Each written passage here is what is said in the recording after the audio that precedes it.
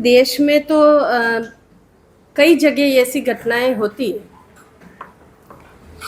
2013 का जो MS act है, सुप्रीम कोर्ट का जो एक एक्ट बना है, उसमें ये लिखा है कि किसी भी मानव को सीवर में बिना किसी संसाधन यानी सुरक्षा उपकरणों के नहीं उतारना चाहिए। अगर ऐसा कुछ होता है तो उसमें जो दोषी व्यक्ति है उसको सजा का प्रावधान भी है। तो एमएस एक्ट का पालन देश में बहुत कम हो रहा है और इसमें जब तक जिम्मेदार व्यक्ति को सजा नहीं होगी तब तक इस एक्ट का हम सुचारू रूप से पालन नहीं कर पाए। आयोग सफाई कर्मचारी, उनके आश्रितों का जो सामाजिक, आर्थिक एवं शैक्षणिक जो उनका आधार होता है, उनको हम उनका पुनर्वास कैसे करें, उनको हम कैसे अंतिम पंक्ति से मुख्य धारा में जोड़ें, इसका अध्ययन करने के लिए आता है। आज जो राजकोट में कल यानी 21 तारीख को जो दुर्घटना हुई है, वो बहुत ही खेद का विषय है।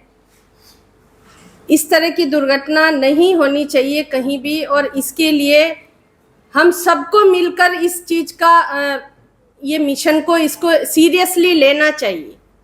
देश के प्रत्येक नागरिक का ये कर्तव्य बनता है, क्योंकि जिस देश के प्रधानमंत्री जी इन अंतिम पंक्ति में बैठे हुए व्यक्तियों के लिए, इस सामाजिक कर्मचारी वर्ग के लिए संवेदनशील हैं, उन्होंने अपने सर्वोच्च पद की शुरुआत ही, जैसा आप लोग भी जानते हैं, स्वच्छ भारत मिशन से करी थी।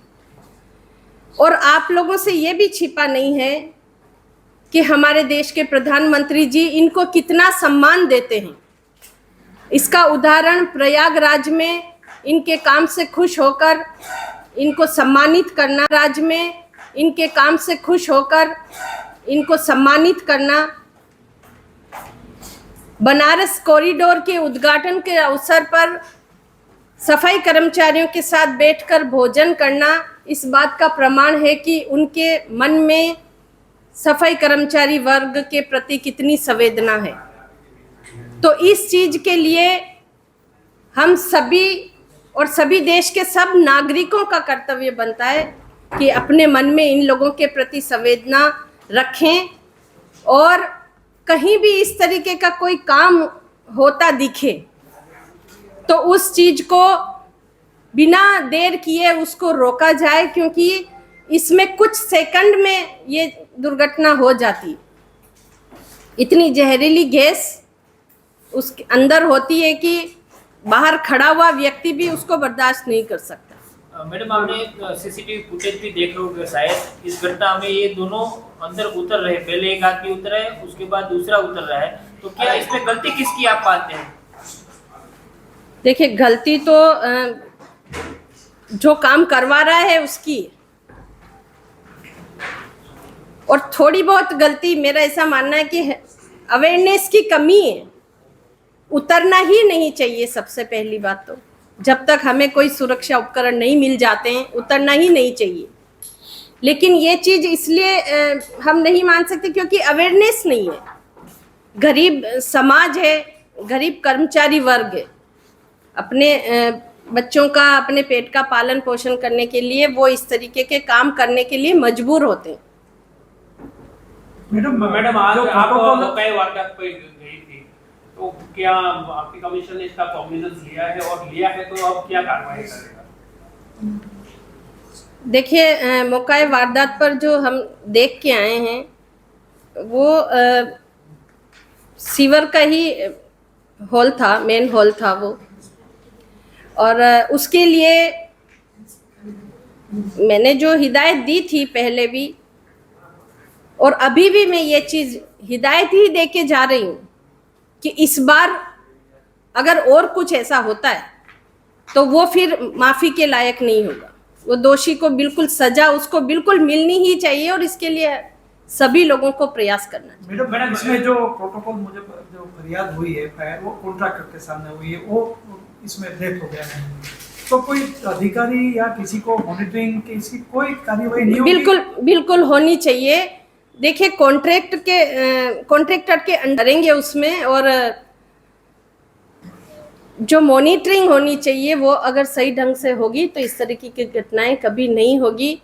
और जो एमएस एक्ट का जो प्रावधान है कि पीड़ित के परिवार को, जिसकी डेथ हुई है, उसके आश्रित को 10 लाख रुपए देने का, वो हम आज उसके घर पे जाके सभी लोग गए थे और उसको देखे आए। देखिए मेरा ऐसा मानना है कि किसी भी परिवार के लिए 10 लाख रुपए उसका घर चलाने के लिए काफ़ी नहीं है। क्या किसी एक जान की कीमत 10 लाख रुपए है? नहीं हो सकती। लेकिन अभी जो ये बोला गया है कि भाई 10 लाख हमने दे दिए, उसके अलावा एट्रोसिटी के पैसे बनते हैं। एट्रोसिटी एक्ट के तहत 8,25,000 का उनको मुआवजा दिया जाता है। तो अभी हमने उसको 4,12,000 का भी सहायता राशि प्रदान करी है। बाकी के जो बचे हैं वो थोड़ा सा कार्रवाई होने के बाद में उसको दे दिए जाएंगे।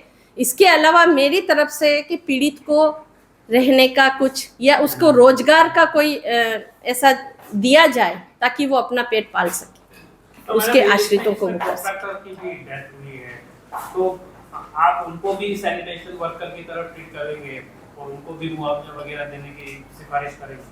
देखिए डेथ तो उसकी भी हुई है तो मिलना तो उसको भी चाहिए। सीवर में तो वो भी गया है ना, डेथ तो उसकी भी हुई है, मिलना उसको भी चाहिए। और मैंने कलेक्टर साहब को भी बोला है और इनको भी बोला है, कमिश्नर सर को, कि उसको भी सहायता मिलनी चाहिए।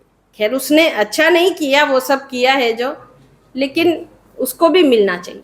मैडम अच्छा, दूसरी और बात ये है, टोटल 2008 के और 2022 के बीच में देश में कुल 308 मौतें ऐसी हुई है। इसमें भी गुजरात में भी शायद 20 के थोड़ा श्योर नहीं। देखिए एक्चुअली में क्या, मैंने अभी रिसेंटली ही आयोग में उपाध्यक्ष के लिए ज्वाइन किया है, अभी 1 मार्च को ही, तो ज़्यादा दिन हुए नहीं है। सारा डिटेल आंकड़ा वगैरह ये सारा मैं करूंगी और आप बता रहे हैं तो ये हो सकता है। टेबल हुई डेटा है। हम्म। और आप शुरुआत में बता रहे हैं कि ये जो मैनुअल स्कैवेंजिंग है कि इसका इम्प्लीमेंटेशन बिल्कुल वो जरूरी है, अच्छी तरह से नहीं नहीं है। हो रहा। तो आयोग क्या करेगा कि ऐसी मौतें ना हो? देखिए आयोग अपनी तरफ से इसका संज्ञान लेता है और कोशिश करता है जिस तरह